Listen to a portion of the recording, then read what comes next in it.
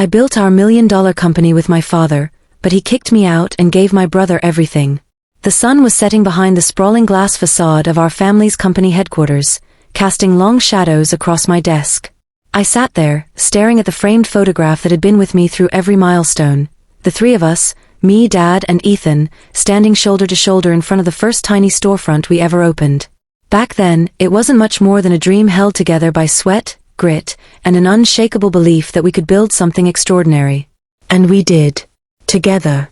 Or so I thought. It all started when I was 22 years old, fresh out of college with a degree in business administration, but no clear direction for my life. My father called me into his office one evening after dinner, a rare occurrence since he usually spent those hours buried under paperwork or tinkering with some new idea for the struggling hardware store he'd inherited from his own father. That night, though, he looked different. There was a spark in his eyes I hadn't seen before, a kind of restless energy that made me sit up straighter as soon as I walked in.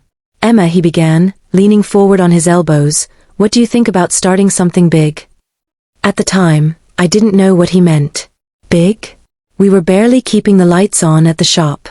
But over the next few weeks, he laid out his vision, a bold plan to pivot away from traditional retail and dive headfirst into e-commerce.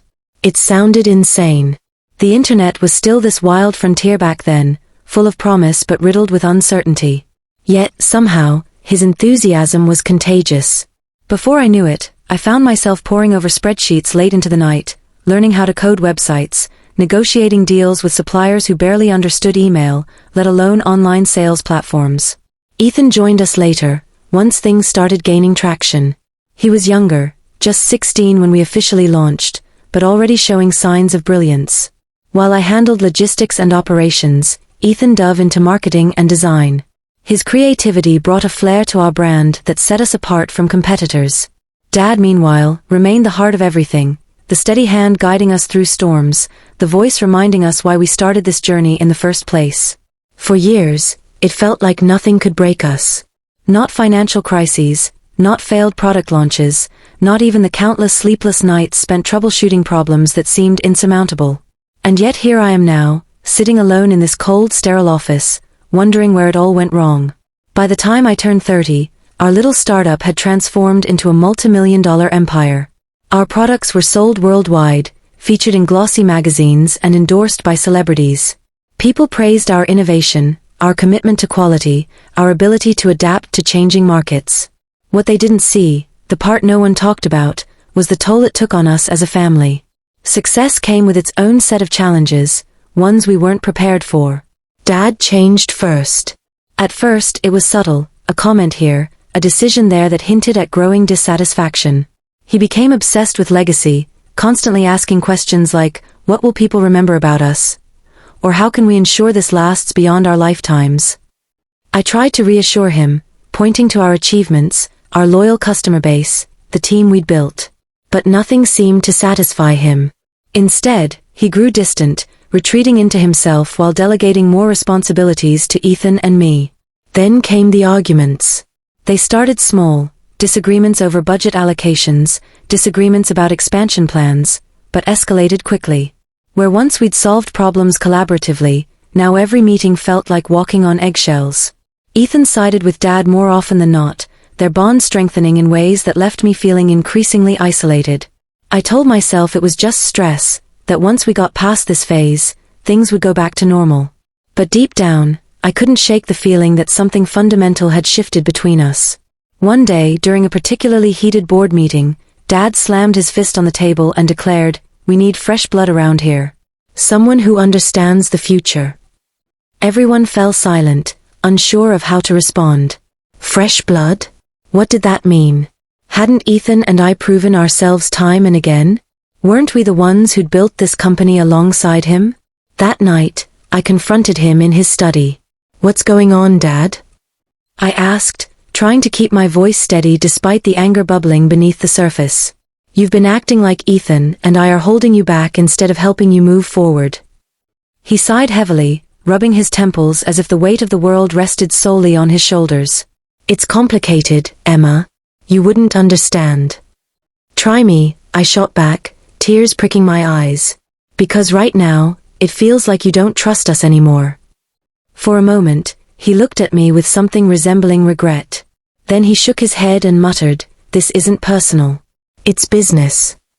But it was personal. It always had been. This company wasn't just a collection of assets and revenue streams, it was our shared history, our shared dreams. To treat it otherwise felt like a betrayal, one I wasn't sure I could recover from. Things only got worse from there. Over the next year, Dad began restructuring the company in ways that marginalized my role. Projects I'd spearheaded were handed off to Ethan without explanation. Decisions I'd previously been consulted on were made without my input. I tried to fight back, to assert myself, but every attempt was met with resistance. Even the employees who had once respected me started looking past me, deferring to Ethan or directly to Dad. Ethan, for his part, seemed torn. On one hand, he clearly relished the newfound authority Dad bestowed upon him.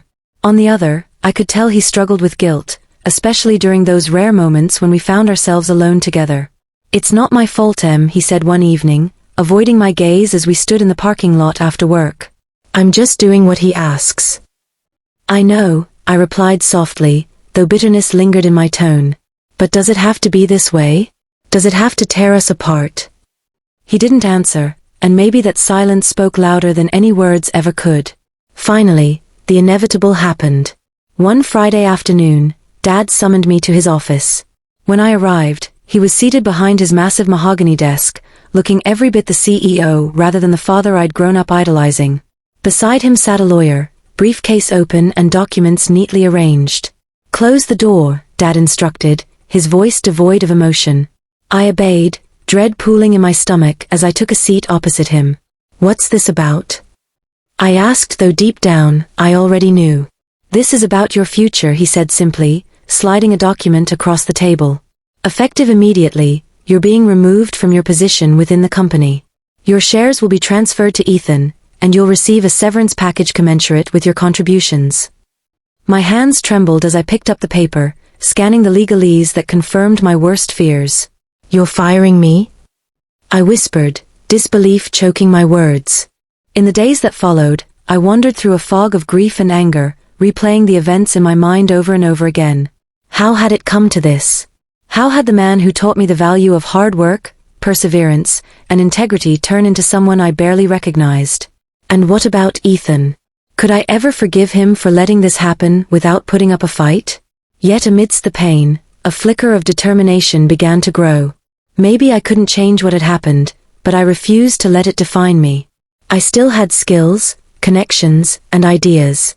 If Dad thought I was done, he was sorely mistaken. As I packed up the last of my belongings from my office, I paused to glance out the window at the city skyline. Somewhere out there lay opportunity, waiting for someone brave enough to seize it. And I intended to be that person. Little did I know, however, that my journey was far from over, and that the true test of my strength was only beginning. The first few weeks after leaving the company were a blur of sleepless nights and restless days. I moved out of the apartment I'd shared with Ethan when we were both working late hours at the office, retreating to a small studio on the outskirts of the city. It was cramped and sparsely furnished, but it felt like sanctuary, a place where I could breathe without the weight of my father's expectations pressing down on me. But breathing wasn't enough. I needed purpose. Purpose had always been my anchor, the thing that drove me forward even when everything else seemed uncertain. Without it, I felt untethered, adrift in a sea of self-doubt and anger. Every morning, I woke up with the same question gnawing at me: what now?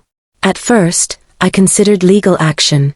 The severance package Dad offered was generous, more than fair really, but it didn't change the fact that he had essentially stolen years of my life's work.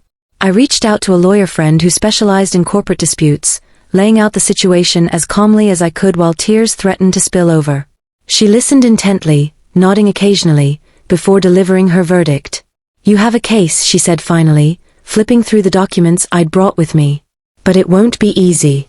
Your father structured this very carefully to protect himself, and Ethan. If you pursue this, it'll get ugly. Are you ready for that?" Her words hit me like a punch to the gut. Ugly. Of course it would be ugly.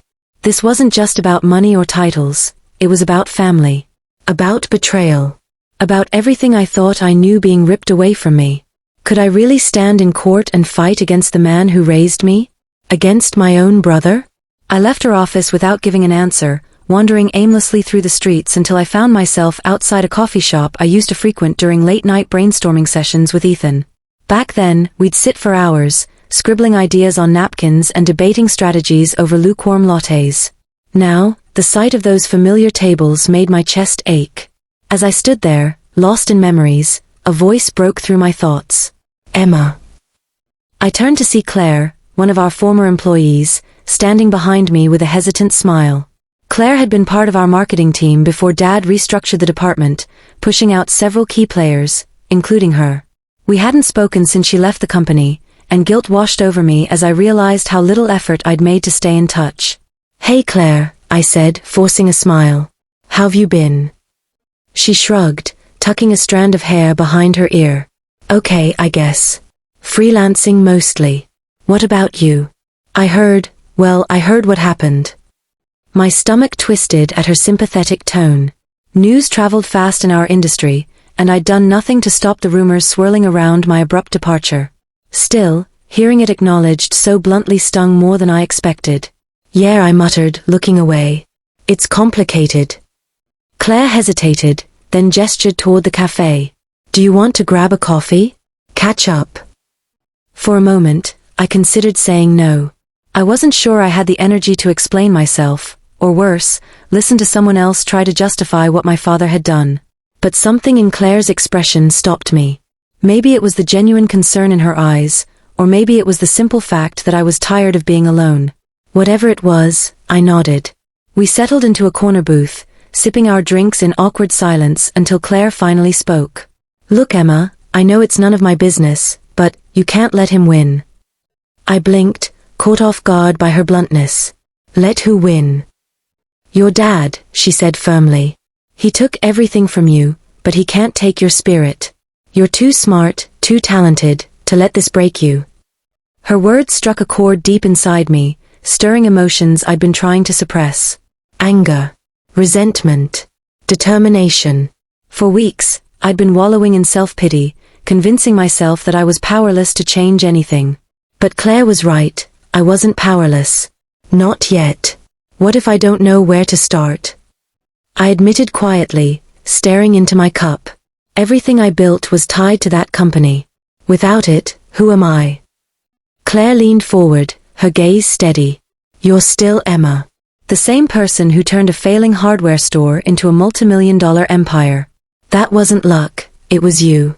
And if you ask me, the world needs more people like you." Her faith in me was unexpected, humbling even. For the first time in weeks, I felt a flicker of hope, not because I had a plan, but because someone believed I could find one.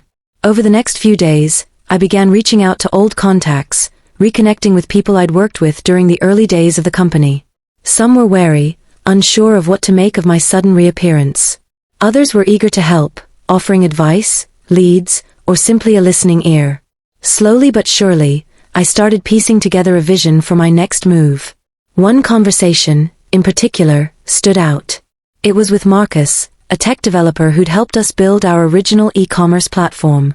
He'd since left the company to start his own firm, specializing in innovative digital solutions for small businesses.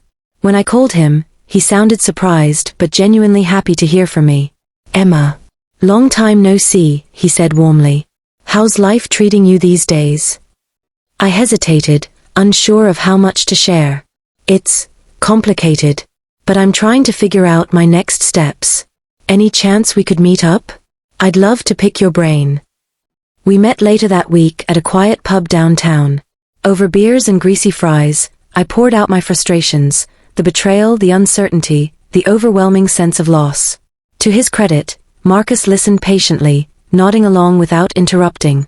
When I finally ran out of steam, he leaned back in his chair, stroking his beard thoughtfully.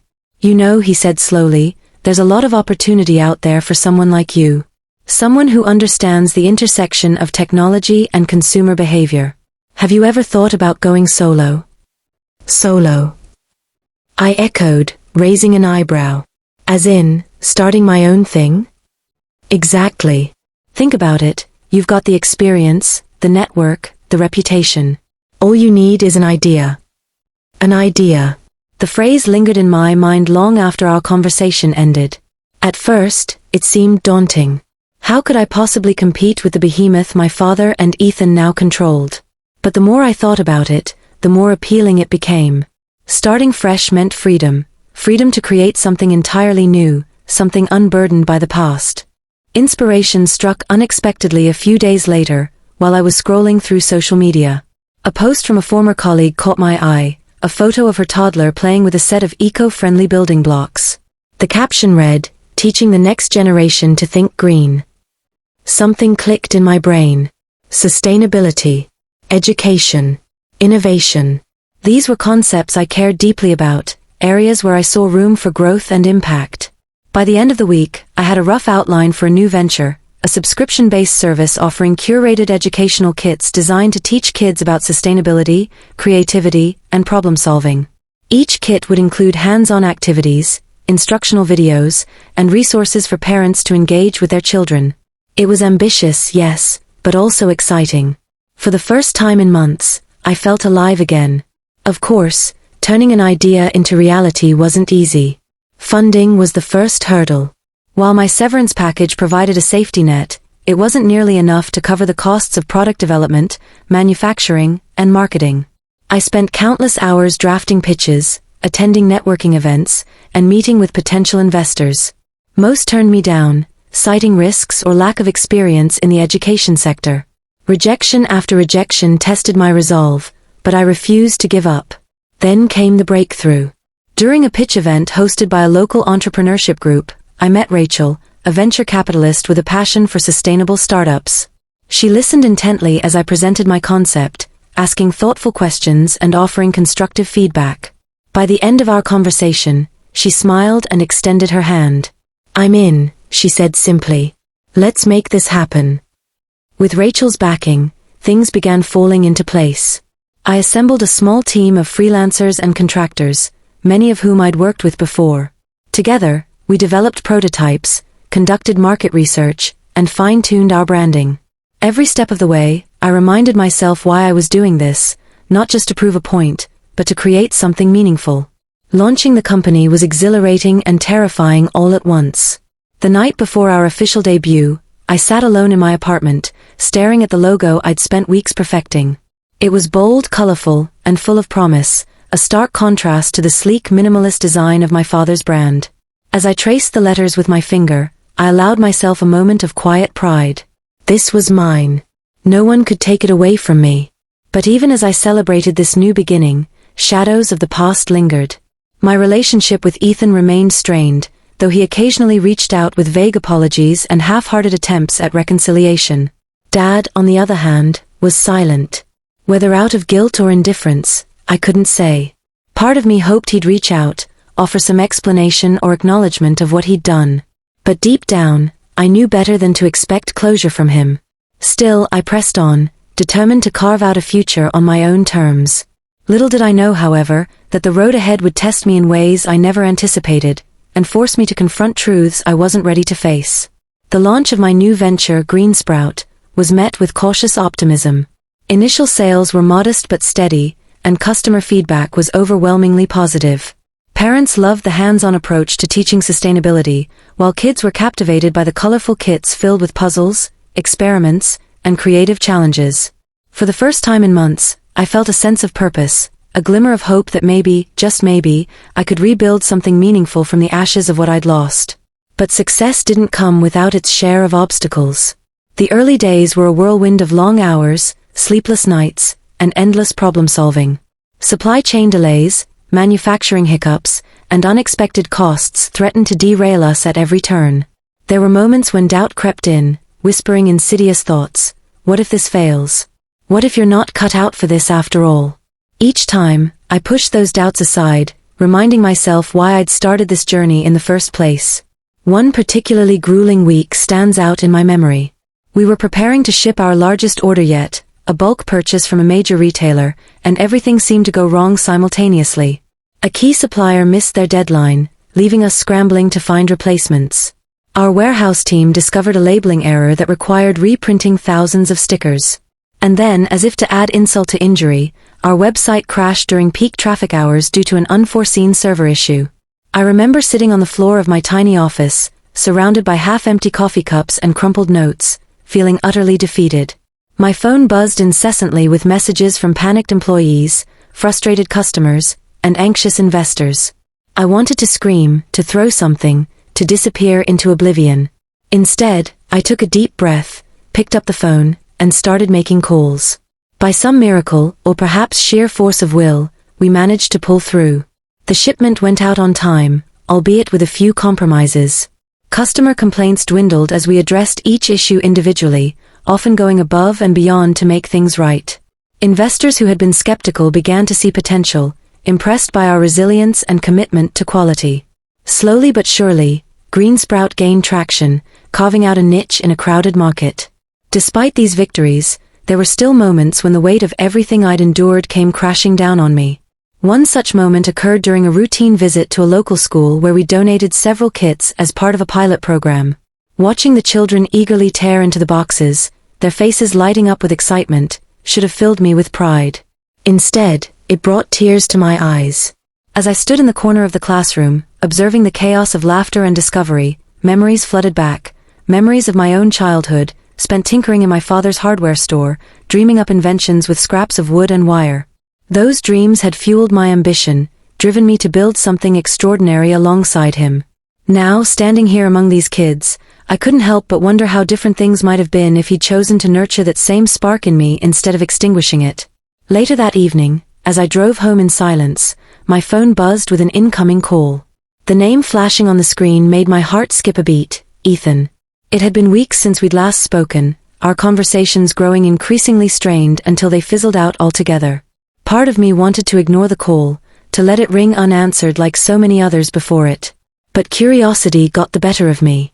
"Hey," I said cautiously, pulling over to the side of the road. "Emma," Ethan replied, his voice hesitant. I need to talk to you." Something in his tone set off alarm bells. Ethan wasn't one to mince words. If he was calling now, it had to be important. "What is it?" I asked, bracing myself for whatever bombshell he was about to drop. There was a long pause on the other end of the line. When he finally spoke, his voice was barely above a whisper. "Dad's sick." The words hit me like a punch to the gut. Sick? How sick? Why hadn't anyone told me? Questions tumbled through my mind, but I forced myself to stay calm. "What do you mean, sick?" "He had a heart attack last week," Ethan explained, his voice cracking slightly. "They caught it early, but he's not doing well, Em. The doctors say he needs surgery, but even then..." "Even then what?" I wanted to scream, to demand answers, to shake him until he gave me something concrete. But I couldn't. All I could do was sit there, gripping the steering wheel so tightly my knuckles turned white, as the reality of his words sank in. "I'll be there tomorrow," I said finally, my voice steady despite the storm raging inside me. "Text me the details." Seeing my father again after all this time was surreal. He looked smaller somehow, frilier, as though the illness had stripped away the larger-than-life persona I'd always known. Tubes snaked from his arms to machines that beeped softly in the background, monitoring his vitals with cold precision. Sitting beside him, watching his chest rise and fall with labored breaths, I felt a strange mix of emotions, anger, guilt, sorrow, all tangled together in a knot I couldn't untangle. Ethan sat on the opposite side of the bed, his face pale and drawn. Neither of us spoke for a long time, the silence between us heavy with unspoken words. Finally, Dad stirred, his eyes fluttering open. When he saw me, a flicker of recognition passed across his face, followed by something else, regret perhaps, or maybe relief. "Emma," he rasped, reaching out a trembling hand. "You came." I hesitated, torn between resentment and compassion. In the end, I took his hand, squeezing it gently. "Of course I came." For a moment, he simply stared at me, his gaze searching mine as though trying to decipher some hidden truth. Then, with great effort, he spoke. "I'm sorry." The apology hung in the air, raw and unfiltered, cutting through years of bitterness and betrayal. Tears welled in my eyes, blurring my vision as I struggled to respond. "Sorry for what? For kicking me out? For favoring Ethan? For breaking my trust? Or for something deeper, something neither of us had dared to confront?" Before I could formulate an answer, Ethan cleared his throat, breaking the spell. "We should let him rest," he murmured, rising from his chair. Reluctantly, I nodded, releasing Dad's hand and stepping back as Ethan adjusted the blankets around him. As we left the room, Ethan stopped me in the hallway, his expression unreadable. "He doesn't have much time," he said quietly.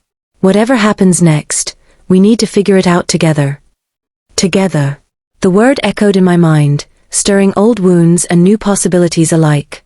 Could we really move past everything that had happened? Could we rebuild what had been broken, not just between us, but within ourselves? I didn't know the answers. Not yet. But as I glanced back at the closed door behind which my father lay fighting for his life, I realized one thing: forgiveness wasn't about forgetting. It was about finding a way forward, even if that path was uncertain, painful, and fraught with challenges. And maybe, just maybe, it was worth taking. In the weeks that followed, I visited Dad daily, sitting by his side as he grew weaker but more at peace. We talked, haltingly at first, then with growing honesty, about regrets, dreams, and the love that had always bound us, even when it felt broken. Ethan and I began meeting regularly, hashing out old grievances and slowly rebuilding trust. It wasn't easy, but for the first time in years, it felt real. When Dad passed, it was quiet, surrounded by family. His will surprised us both. He'd left equal shares of the company to Ethan and me, along with a letter urging us to find a way back to each other. Green Sprout flourished, becoming everything I'd hoped it would be, a legacy built on passion, resilience, and purpose.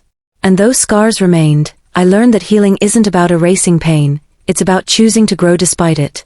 Together, Ethan and I stepped into the future, not as rivals, but as partners, carrying forward not just Dad's name, but his best lessons. The road ahead wouldn't be perfect, but it was ours to shape. As I stood outside our new shared office one evening, watching the sunset paint the sky in hues of gold and crimson, I finally felt whole again. Family, I realized, isn't defined by blood or betrayal, it's forged through forgiveness and the courage to begin anew. And so we began.